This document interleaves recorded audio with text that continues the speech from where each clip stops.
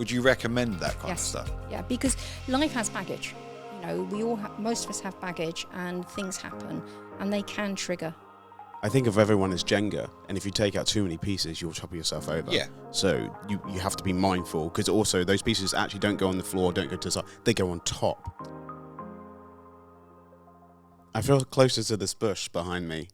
Like, He's normal, isn't it? it's have you trimmed him? I mean, Oh yeah, we had the gardener come in today. He's trimmed that bush Is it? especially. I'm not too sure if that's a bush or if that's just where you need a haircut. and maybe I need a haircut. I've actually had a haircut. He's looking a bit rugged today, isn't he? Do you reckon? Yeah. Oh, okay. Going for that Tom Hanks Castaway vibe. Wow. There you go. Wilson. Yeah. It's And fine. he's off. Right. Yeah. So today we have a special guest. Oh, thank you. Oh, sorry, not me. Ah. No, Okay. you've not. I thought we were talking about my new legs being out. Had to get that in there. Because if before. I do it first, Yeah, then but you it's can't no go for good. me. It's no good, is it, when he does it first? It's not. Okay, so would you like to introduce yourself and what you do to the listeners and the viewers out there? And Yeah. me. Oh yeah, and Yeah. Love to. Well, hello. Thanks for inviting me. I'm Lee Avery. My company is a Balanced Body with Bowen, and I'm a Bowen technique therapist, but I also do hypnotherapy, psychotherapy, EFT, basically anything that can help people feel better. Oh, so I just put my hand up. I was about to say Yeah, who's going right. first. So obviously the hypnotherapy. Mhm. Obviously that's not to get them to be acting like a chicken, because that would be good if you could. I'm that many times. Mainly on a Thursday. Oh no. That takes hours. No, I'm a clinical hypnotherapist. So I work very much with what I'm being presented with at the time, whereas the sort of stage ones Yeah. is very set up. So obviously I've got PTSD. So if I'd come to you, Mhm. how would we start? How would it look? I would normally send out a consultation form first, and from that I can generally gain some information about potentially what's going on. Mhm. So initially with Bowen, it was purely physical, Mhm. and as I progressed through my career, I realised just how important the mental health side was alongside the physical. Yeah. So the form is devised so that I can start picking things up. So my first thing really would be to make you at ease. That would be my really first thing. And the thing with having the talking therapies and also the Bowen therapy is it gives the person who walks in the opportunity to either talk or not talk. Mm-hmm. Bowen on its own works with unravelling the fascia, and the fascia holds on to trauma, good and bad. So if somebody's been experiencing a lot of trauma and they don't want to talk about it, actually lying on the couch can actually start to release that trauma. Yeah, because when obviously with my therapists, I've had like 2 or 3, you spend X amount of time kind of like building a relationship and a trust kind of thing, right? Absolutely. Because otherwise you're telling people that you don't really know, your dark secrets, I suppose, and Yep. yeah, you're admitting. It's vulnerable, isn't it? Yeah, it is. That's how I Yeah. found it. It was, you had to go through it. So like we've built up, and obviously like last week when I was talking, we've done, so like tomorrow I've got another 2.5, where they progress you back, and obviously at the trauma, and they say, what can you see, what can you smell, all that stuff. I've got a 2.5 hour one tomorrow. But obviously you couldn't just walk into a room, and obviously absolutely that's not. what you do, Yeah. obviously. So obviously I'm doing the therapy side for the PTSD and the trauma. Mm-hmm. So what is the actual Bowen bit? Obviously I've read it, but obviously the people that are listening, what is the actual Bowen and where did it come from? Bowen technique originated from Australia by a guy called Tom Bowen, and his wife had MS, and he used to just do very small moves, and he found that it worked on her. And from that, he was a sportsman. He started treating. So it initially started off as a very physical treatment.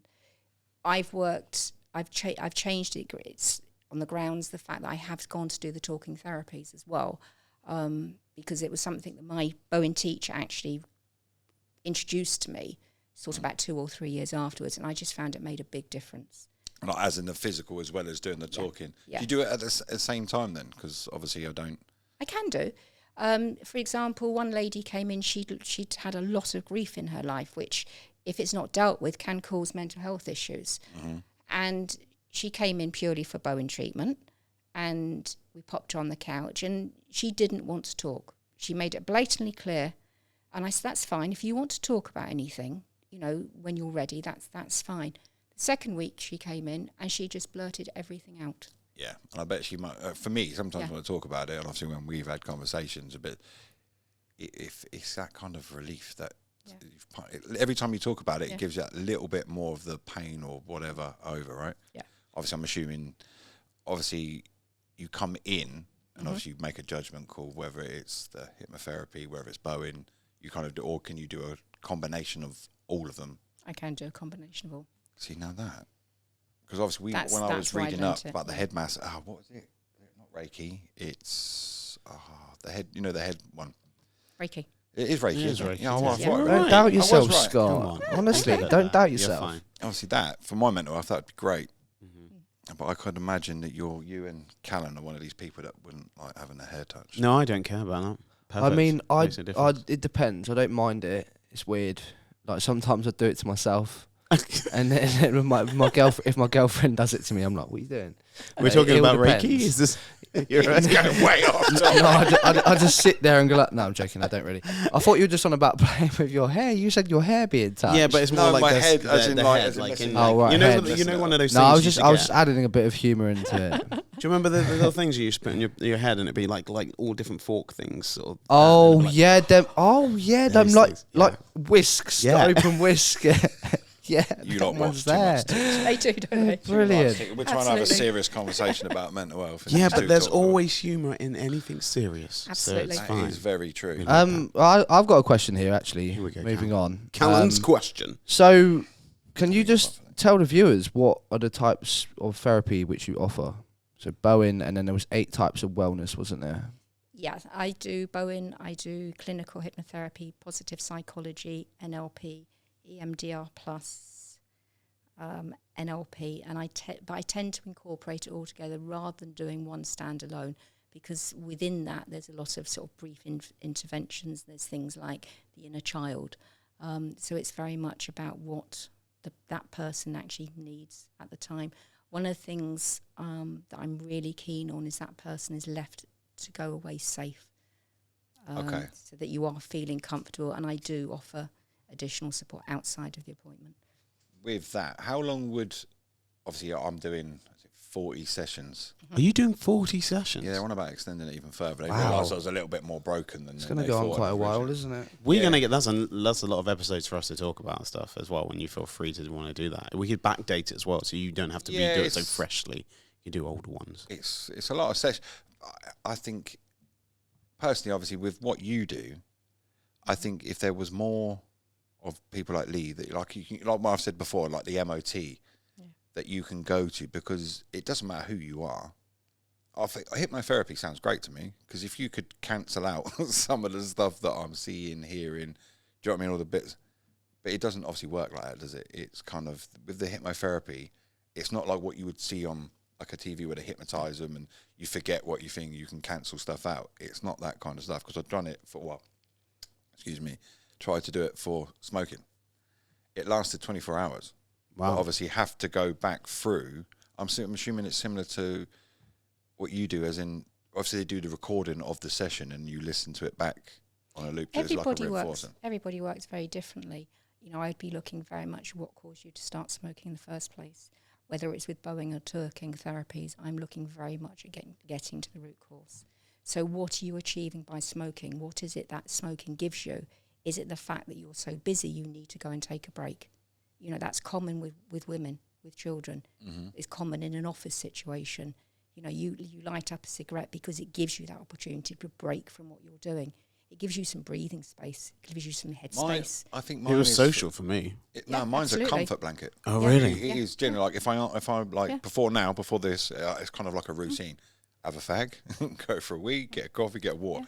When I get in the van, it doesn't matter where I could be going 2 minutes down the road. I will light a cigarette up, even if I'm on a phone call, after eating. You made it routine. Yeah, it's kind of.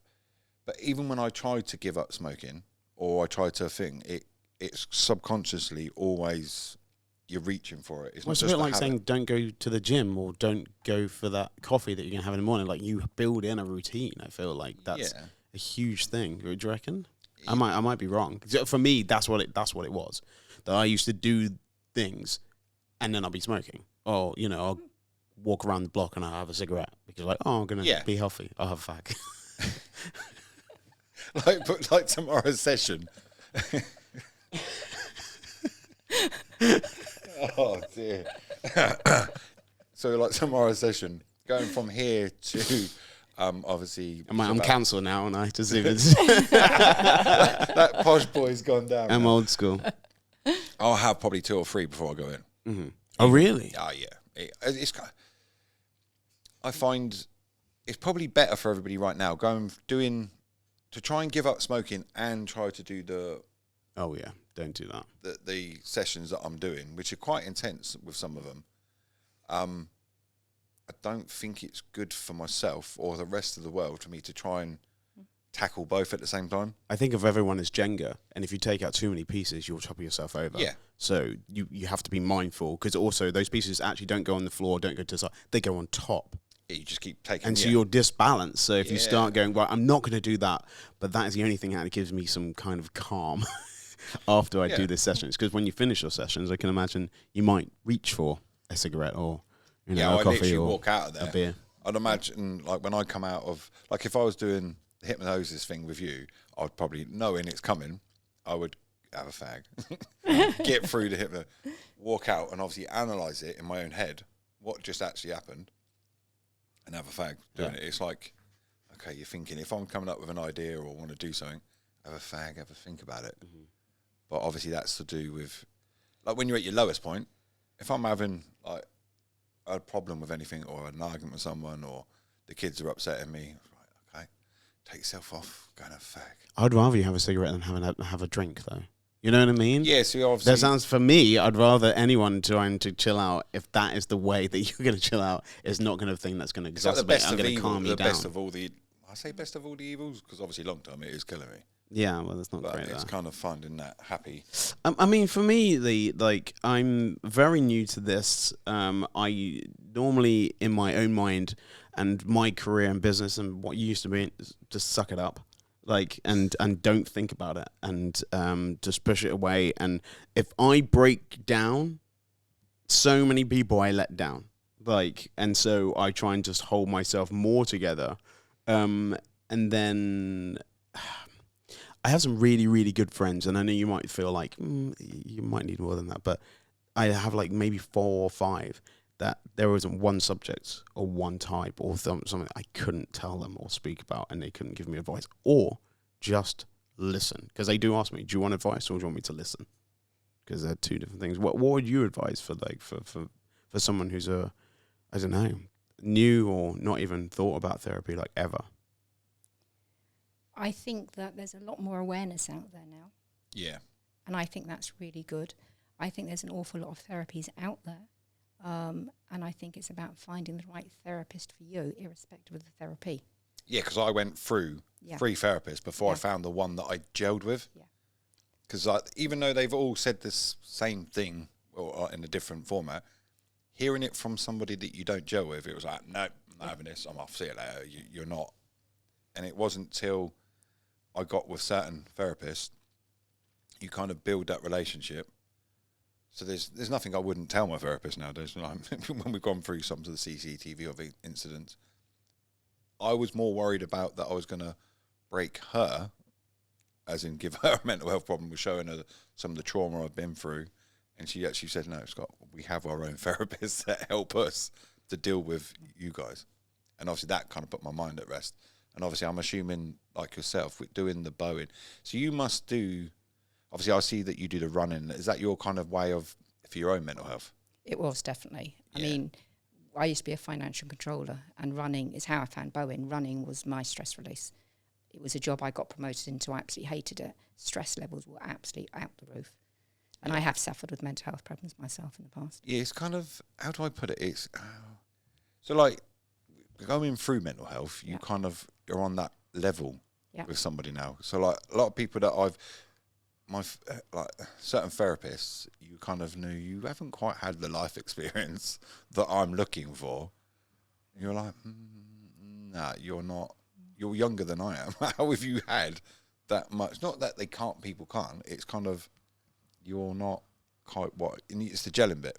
If you don't gel with them, you ain't going to tell them too much. Obviously, with what you were saying about your session, the first one, she was like, probably testing you, right? To see, and then on the second one, it was like, okay, I feel comfortable enough. Wallop, have that. But she still comes in, and sometimes she'll talk and sometimes she won't. And I totally respect that. It's where she's at. And that's probably the key part, right? Yeah.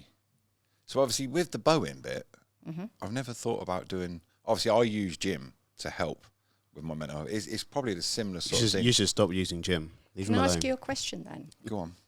If you weren't able to do the gym because you were injured, what would happen? Well, perfect example.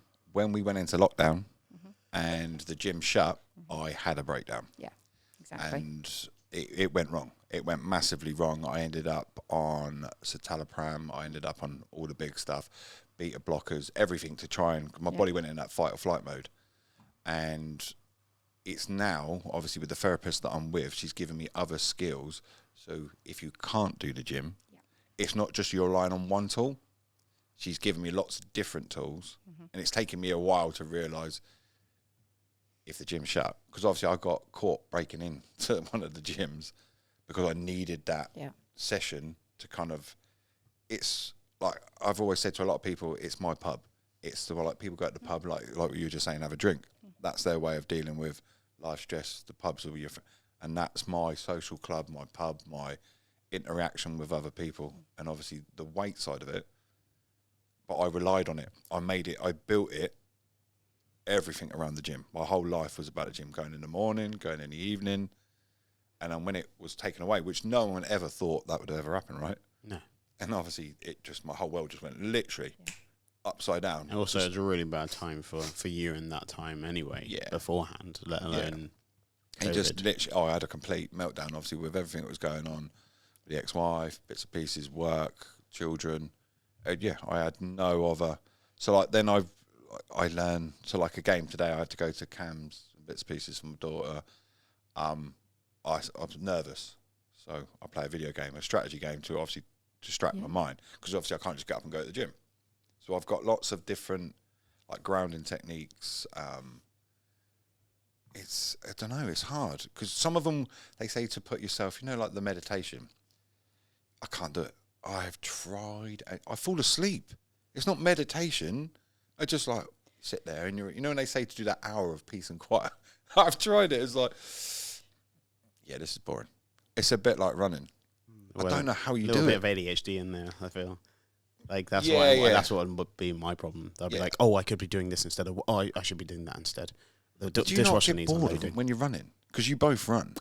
I'm struggling because I'm actually going to have to have injections next week because I've had an injury for like such a long time, and I've had a scan and everything last week, and I haven't been able to run for ages. I haven't been able to do park runs, so I don't see the people I see, and I'm just like, what? And that's why I have to do the gym. That's why I'm doing it, because like my other thing fix, right? Sort of, yeah. So that's how I'd work. I would pick up on that. Like I've asked you about, what did you do when you if you couldn't go to the gym? That's what's important. It's then about working out safety blankets for you that you can do. And that's very much the way I work. Yeah. So obviously if I come to you and said to you, gym's my everything. Yep. And obviously COVID hadn't happened, and I'd think, so obviously, what would you do next? Obviously, I've made everything my whole life, because that's exactly what I did. Yep. I made everything about the gym. It did affect my marriage in bits and pieces, because everything was about the gym. I must go to the gym, to the point of I wouldn't go to some of the school meetings for the kids. I must go to the gym. I have to go to the gym. But obviously, at the time, I didn't realise what I was going through. But if I come to you and say, look, I've got this problem, the X, Y, and Z's happened in my life, blah, blah, blah. Everything's around the gym. Where would you go, or what would you recommend from there? It's your endorphins. You're missing those. So you're going to hit a big wall. So I would look at how you can actually increase your endorphins in other ways. And actually, you could run. You didn't need the gym for that. You could actually get weights that you could do at home. There are things that you can actually do outside of the gym. The social side during the pandemic was awful for a lot of people, especially children. Yeah, because they suddenly lost their friends as well. Well, some of them hadn't even had a chance to make friends. Absolutely. So if there were one or two, they hadn't even got to nursery. So they're actually called lockdown babies, isn't Yeah. they? That's Yeah, what yeah, I didn't yeah, realise because Yeah. my girlfriend in bits and pieces. It's some of this. I'm like, why does it? She said, you forget he hasn't experienced it. I said, yeah, but he's 4. dogs as well. Dogs massively Yeah. unsocialized. Yeah. There's a problem with dogs because people have got these dogs and don't know what to do with them, and they weren't walking them enough, or they went them off the lead because they. I was just like, you have all this time. Yeah, Like- it's mad because I didn't realise, bless him. It's like certain things you're like, well, hang on, you're 4, surely. And she's like, no, this is a whole new experience for him. He's never experienced because obviously the time from when he started, obviously from 2, he was in lockdown, and it changes obviously the kid. I find, yes, okay, it's affected a lot of adults, but do you do children with what you're doing then? I never used to until lockdown, and now yes. Wow. I'd imagine that's gone quite. Because it's stuff like they're out of control. Children need stability. Children need control. They need to know where they're at. With schools opening, closing, suddenly parents are working from home. Parents don't know whether they've got a job or not. Parents are getting stressed because they're not used to spending that amount of time at home. They're not used to spending that amount of time with the children. The children are not able to cuddle their grandparents. They're not able to see their friends. It's a huge impact on everybody as a family. Yeah, because it affects. See, my kids were lucky in one way that there's 4 of them because they had there's each someone to other. play, Yeah. But can you imagine, as a parent, okay, they entertained each other. We had a garden. We were lucky. We weren't in a flat. We weren't, they had a garden. We've got a park right beside us, obviously when we were allowed at the parks and fields. So we did a lot of walking, a lot of riding. But I'd imagine there's a lot of kids that are like, the age gaps, obviously you can't play with some of them, or like we said, the COVID babies are what they're called. But imagine being a single child with just mum and dad. Mum and dad aren't used to spending that much time. And with you. especially if your mum and dad are not that way of like play. Yeah. Like even on my dog, like my old dog especially, when I was with my ex, like I did day-to-day stuff. I did the walking and the picking up and all the stuff, and then they did play. And when they went, play left. Yeah. And my dog was bits. Yeah. I was like, I can't do everything. So then I had to sort of build in. I was like, well, you need this. So if we're not going to go for a walk all the time, I'm going to give you play. Lee, I know you said you found Bowen therapy when you were running, but what inspired you to get into this line of work? Just bringing it back in. Yeah, thank you. I used to be a financial controller, and I absolutely hated it. And I went to Kenya one year, and with my daughter, and I saw how the natives lived, and it just shook me because I had no idea. They had toothbrushes stuck in mud walls, and when I came back, my boss, who I'm still good friends with, he complained about the seat giving him a bad back in his top of the range Merc. And yeah, exactly. I just thought, I can't do this anymore. Yeah, you're living in a bubble, right? Yeah. And this is what we've hit a few times on topics. Yeah. So obviously that's what's inspired you to get into this. Yeah. So obviously with what you do, I'd imagine now, we hit the subject, the children. So if you were obviously an adult and a child, slightly different, right? But do you do the hypnosis and bits and pieces on the children, or is it from a certain... No. Children is 16 upwards, so I would work very much at other things. What I am finding is that things like anorexia, bulimia are coming up, whereby children are able to control what It's they're their eating. control, yeah. It's their way of controlling situations, yeah. Yeah, It's quite sad. It's not. It's very sad, Because actually. it was on the radio today, actually, on the way in today. Obviously, it's hit the all-time high. Yeah. Obviously, there's not enough therapists out there for them to do it. So, obviously, do you deal with that side of it, or can you recommend? I will normally, with children, if it's anorexia, I will normally recommend one. I don't feel I've got the experience. But I actually send them off to my tutor that Can deal deal with it, yeah. And so for one lad, he needed 2 sessions. That was it. And I still treat him with Bowen. I treat the whole family. So he just came in one day and opened up to me, and I thought, this doesn't sound right. I'm not happy about this. Mm-hmm. So I said to him, do you mind if I have a chat with your mum? And chatted with my mum, and yeah, we worked out he had anorexia, and which is going to be relatively quite hard, because you think, obviously it's not, but majority of the time you would think it's sort of more gender based when it comes to all different things. You would see a more proportion, and when you have that in your mind, if you're a kid and you're a boy, and you think, wait a minute, I don't know anyone else has what I have. Any story that I read is always going to be in goal, and vice versa with other things. That's real bravery to come to you with the. He didn't. I don't think he came to me. I think it was just a trust thing. As you know, I've treated them for quite a while, or not frequently, and there was just a few warning bells that I was hearing, and I opened the conversation up without him realising. Yeah, because obviously you're hearing everything that's going on. Yeah. So do you get many people, like I call it, and I don't know how to word this in any other, like come to you for just, they've gone through their treatment with you, but come back just kind of like for a top up, yeah, like an MOT, just to keep yourself. Oh, definitely, yeah. Would you recommend that kind of stuff? Yeah, because life has baggage. You know, we all, most of us have baggage, and things happen, and they can trigger. Yeah, because like 1 week, I say normal. I don't think anyone's normal as well, but I can have good weeks, and then I can have 2 or 3 bad weeks, and then I can go a month with nothing. But I don't think there's enough therapists out there, personally. No. In the sense of what you do, because each therapist has got their own techniques. Like you've got lots of different skills, but there's not enough. I don't think just the talking bit is just enough. No. A combination of lots of different things that I've learned keeps you sane, or I don't know what the word is. That leads me perfectly on to this question I have here. So 1 in 8 men have had mental illness in England. It came out recently. What do you believe the country can do to ensure that this number doesn't increase? Oh, this is a hard one. It's that is a hard subject, right? Yeah, no, it's not, but it's also something I'm passionate about, because men still have this stigma even now about talking about mental health. So those figures, I would say, are grossly inaccurate. That's my first I thing. 100% agree with that, but I, without saying names, I would have said there's a lot more. Yeah. I can tell you now, obviously, it took me a lot to come out, and obviously when I said I did a podcast and told the world and put it up there, my phone run out of batteries 3 times that, because they're like, you've now opened the door for us. Because of the job I was doing, everything like that, there is a lot more. Yeah. And I'm telling you now, there's a lot. 1 in 8, did you say? Yeah, that's what it come out saying. But I guess with any survey, really, I always wonder, how do you actually get an answer? They get 100 people and 8 people said, yeah. Yeah, so that's what's happening. It doesn't even have to be 100. It could be 8.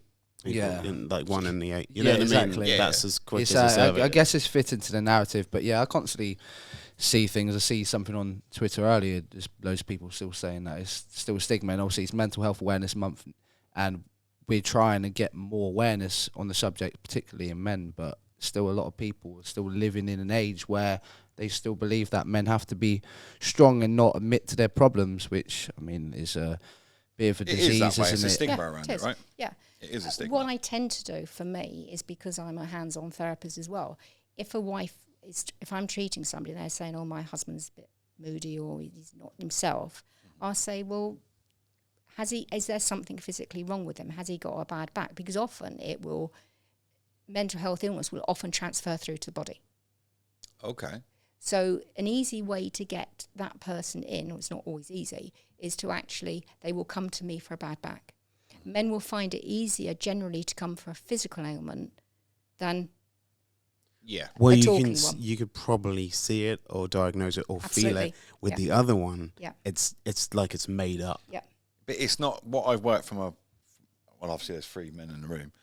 If you've got an injury, there's no stigma about having an injury. Everyone expects you to go get it fixed, right? Yeah. When you've got a mental health problem, it's like, really? Because obviously when you're growing up as a kid, it's even now, even my own father doesn't understand, because obviously they were brought up, you must be this. Well, they would have locked it away, Yeah, even now. And there was an element of, though, I mean, probably not for your father, for grandfather or whatever before, it was just war. You didn't have a choice. Shut up. Yeah. Shut up. And I think it's still there hard, now. Man. I do still think, they say like, and obviously we've had this subject before, and obviously doing what you do, it is a weakness for a man. No matter, even talking to you when they come in, it is still a weakness. Obviously, even admitting, you've got a problem, but even admitting it, you do get seen differently. 100%.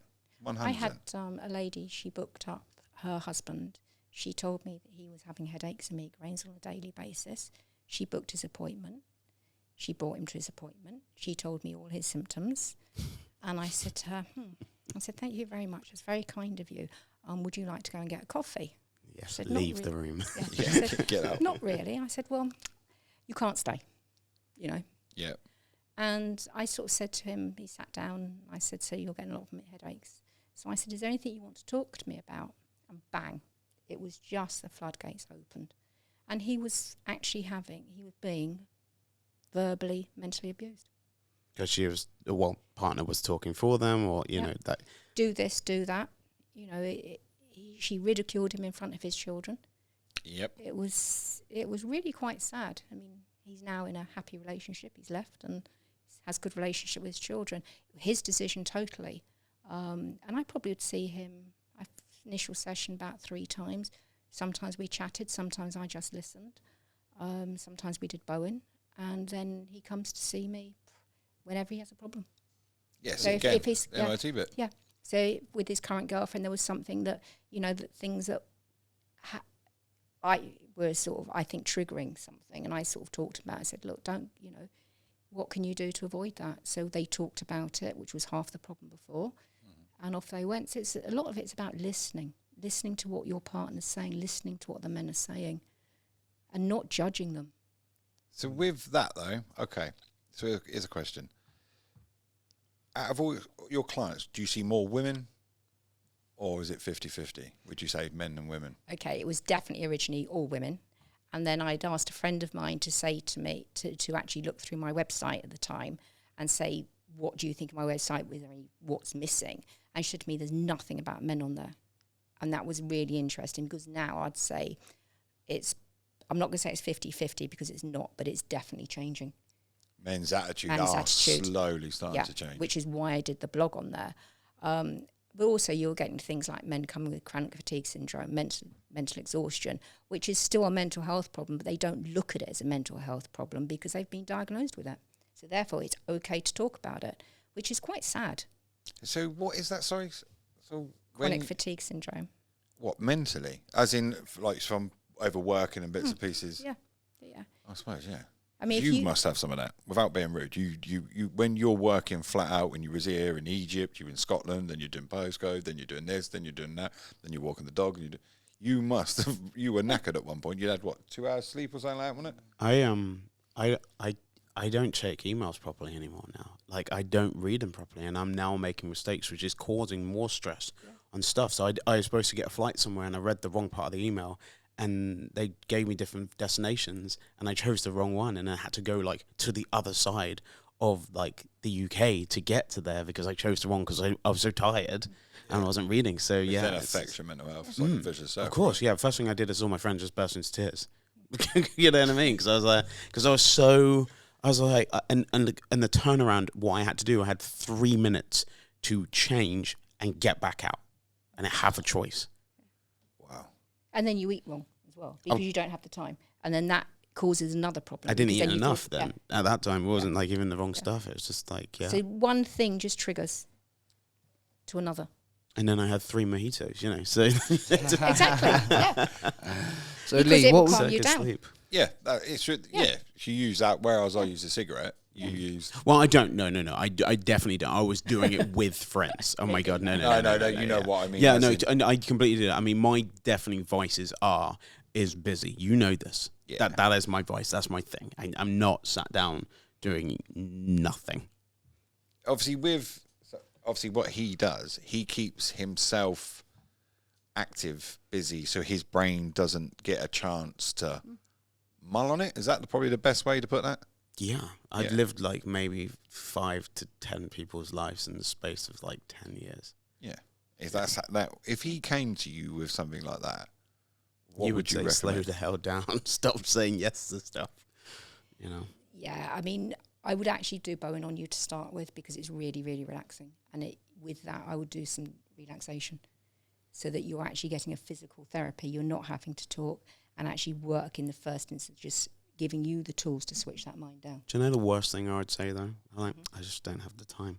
Honestly, that's what I would say. No, you don't. Yeah. That's exactly where I was about to come. I'd have to say, right, that's not happening. Like, I have to force today, and not in a bad way. I cancelled on my friend 7 times, right? And then I nearly had to cancel on again and she's going away, and she literally said, "Have we fallen out?" I was she like, no, we haven't. No, I literally, and I'm now giving her a bat. You know what I mean? Like, yeah, you're passing your mental. It's passing it on, isn't it? But yeah, it's like a crappy baton of. But as my grandmother would shit. say, make time. I know it sounds stupid. Yeah, of course. I completely get that. And that's why I go to the gym at 5:30 in the morning, because if I don't, and because I can't run, I don't have time. Yeah. Because I just travel all the time. Even for me to just do this podcast, I'm like, okay, cool. After this, I've got this. So can we finish by, you know what I mean? Yeah, you've got next. Never stops. So it must be very, very rewarding then, Lee, when you've got someone that comes to you and then after treatment of a certain duration, they turn into a complete different person. Must be really rewarding for you to say, yeah, I'm happy that I've got you there. It is. It's very rewarding. It's very rare it's after one session if we're talking mental health, Yeah. I'll be honest. Yeah. But yeah, it is. I often wonder how people are doing. You know, I will quite often sort of email. There must be certain, obviously, Yeah. you can't talk about because it's a patient confidential. Yeah. Yeah. But there must be certain ones you're like, okay, let's hope, you can only take someone so far. I will with it, right? normally, if I'm feeling, I get second vibes sometimes, and I'll normally just ping an email or a text and sort of, how are you doing? You know, things like that, and that can open up. Yeah, like again. I do it with my friends every now and then. I know they're suffering. Yeah. They told me 2 weeks ago they were all right. Like, I did it with my mate this morning. You're all right? Nah, I'm having a bad time. And if I hadn't, he would never have No. done it. It's just having that little thing like, morning, mate, everything all right? Yeah, you back out of hospital? You walking yet? No, I'm on crutches. And then obviously then he started going into the fact that obviously his relationship's still not where he wants it to be. But when he was in hospital, it was all right. Then when he come out, it's now gone back to where it was. And obviously his mental health just goes it's like a yo-yo. I think the thing is we can't fix people. You know, it's if people choose to walk away within reason, there's not a lot we can do about it. I think And a lot of that's- it, with what you're saying with that there, I think you've got to want it. Yes. You can't, you know, it's like this lady that had brought her husband to me. If he hadn't wanted to change, I couldn't do anything about it. No. He would still probably live in that cycle. He needed to change. And just by listening to him and him offloading, he knew he had to change things because he couldn't go through his life having headaches every day, which is what he'd been doing for years. 20 years, I think it was. 20 years. Isn't it And funny he what thought you'd live with? Yeah, yeah. Isn't it funny? Yeah, no, that's what I mean. I think the first couple of therapists, I wasn't ready on the journey, whatever you want to call it. And obviously I didn't gel with them was the other key part. Yeah. And obviously the only one thing from my point, if you don't gel with your therapist, you need to go to a different one. Yeah. Because you're wasting their time in your time is the way I see it. And if I'd known that now, or somebody gave me that advice, But you might have needed them because it might have taken any five for you to be ready. So you might have needed to have those beats and those times and be like I always have this thing, and the thing that I do now of my podcast, Little Help, is like you start now and then that's where you go. And but until you're ready to start now, to quit smoking, to quit drinking, to start the gym or whatever, no one else telling you stuff, but it literally has to come from you, and because you're a little bit more open. Mm-hmm.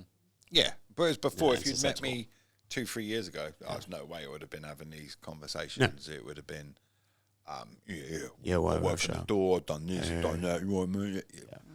And it's Well, you would have just called them weak if it's someone 100%. said that If a to doorman you. rung me back up in the day and went, "Oh, I've gone to see Lee. She's done Bowen on me. She's done that." I'd you're have been in- to the other boys like, you're in at "What 8. the hell Shut is up. this idiot doing?" Get in. But Scott, mate, we would need to change him. would that be the way you'd think, or just the way you'd speak? Both. Both. At that Both. time, 100%. 100%. Obviously, if someone said to me, Bowen, and obviously I've read up on it a bit, one of the doormen like that, I'm doing Bowen, I'm going to a mental health therapist, or like that, right, ring the boss, the main boss. We're not going to have him Listen, anymore. don't book him for nothing. I don't want to use him no more. And it was the stigma, like, Yeah. Jesus Christ, what was this? He's either weak, would have been the main thing. It would have been because obviously the industry, especially that kind of thing, you need to be strong. You need to know that the guy is behind you. If you're going into a situation and it's very violent, that he's not broken and he's running away. Because like even the SIA, if you have a mental health problem, you can't work the door.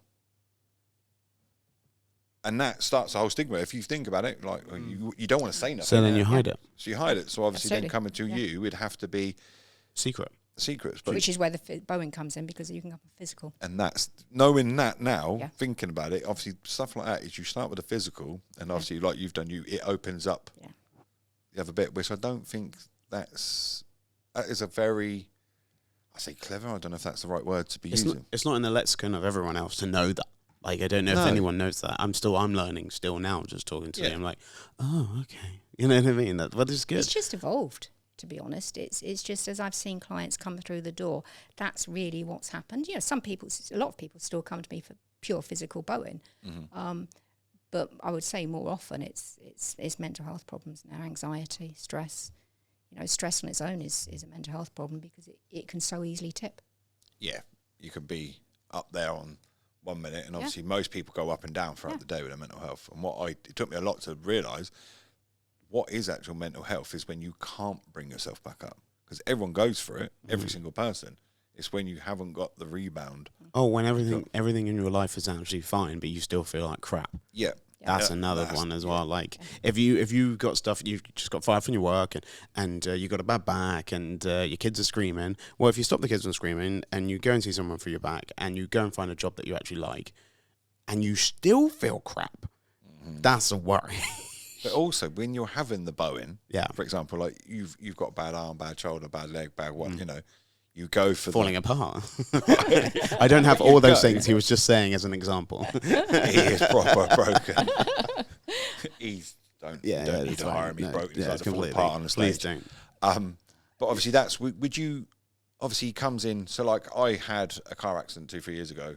Obviously, needed knowing what that is. Obviously, I went to the wellness centre in the Phil High Street, and obviously, I think thinking about it now, if they had that kind of what you're doing, you would have picked up quite early. Hang on, it's not just that; it's a lot of other. If you've had a car accident, firstly, I want to know physically what's happened. Okay, so was your foot on the clutch? Was it on the brake? Where were you position-wise for your body? Because that's going to have an impact through your body. Yep. I'd then my very next question was how are you feeling about it? So I'm taking you back to that accident. Yeah, because some people, if it's just a bump up the backside, they're fine. They walk away from it. For other people, because everybody's around is different, it could still be just a little bit of bump up the back, but they'll be thinking, "My God, I could have been killed. I could have hit the car in front of me."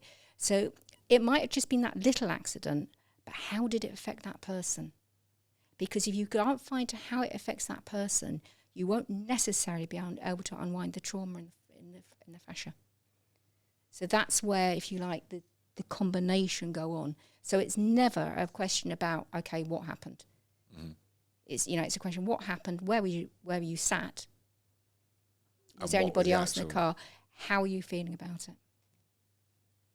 Where can people find you if they need to, or even a colleague or someone just that does the same? Obviously, people listen to this. Yeah, Might actually want to start this. They will be queuing we'll up. put all for the you. info in the bio.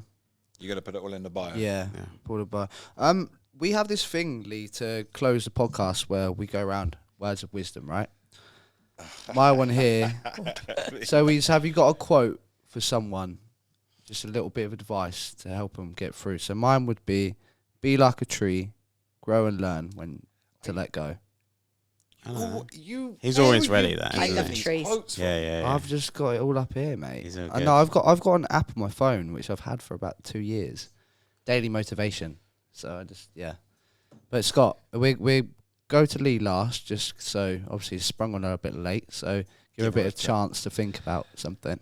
So my one is words of wisdom. The journey will start when you are ready. Oh wow. Not that I planned that one at all. But no, obviously I got certain emails sent to me, and obviously it was about the journey. I guess mine is whatever you want. It doesn't happen if you give up, and you might not see any traction, might not see any difference for such a long time. But if there's something that you want to work towards, keep going. Don't worry about anyone else. What anyone else's advice around it, and like, oh, you're still doing that? Yep. Don't worry about it. Oh, you shouldn't do it that way. Okay. Which way? and get some advice, but okay, and bring it on. But just keep on taking those steps forward, really small, tiny steps, and you'll get to where you want to get to. It won't happen overnight, and nor should it. But just keep on going, keep walking forward. Really nice, like that. Yeah, I do. Oh, there's lots of very good ones we there. put her on. Yeah, you really put me on the spot. Just a little bite-sized piece of motivation for someone. Listen to yourself. Listen to how you are genuinely feeling. And if you need to, talk to somebody about it. Or if you can't talk about it, write about it. Just get it out of the system. Text it, email it. Doesn't matter what. Just get it out of that body. Let go of it in whichever way suits you at that time. Very nice, very nice. Well, I'm sure I could speak for everyone here. It's been great to have you on. Great insight into what you do, Bowen Therapy, and I'm sure the viewers will find this very, very engaging, and I'm sure they'll contact you if they need to. The information will be in the bio. Thank you very much. Thank you very much, Lee, again. Cheers, guys. Thank you See very you much. next week. See you next time. Thank you.